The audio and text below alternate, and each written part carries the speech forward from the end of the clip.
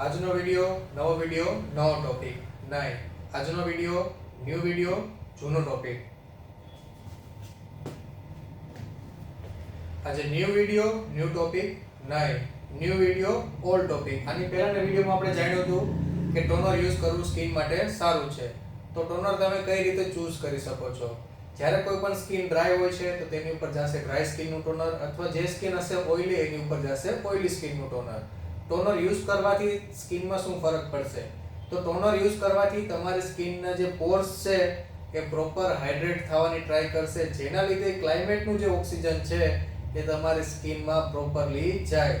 જ્યારે કોઈ oily સ્કિનનું toner હશે તો એ પહેલા ઓઇલી સ્કિનનું જે એક્સેસ ઓઇલ છે એને રિમૂવ કરવાની ટ્રાય કરશે, ધેન તમારા જે પોર્સ છે એને સીબમને સિક્રીઝ જે થાય છે વધારે એને કંટ્રોલ કરવાનું કામ કરશે. તો ટોનર યુઝ કરવું એ કોઈ પણ સ્કિન માટે બહુ વધારે હાર્મફુલ નથી.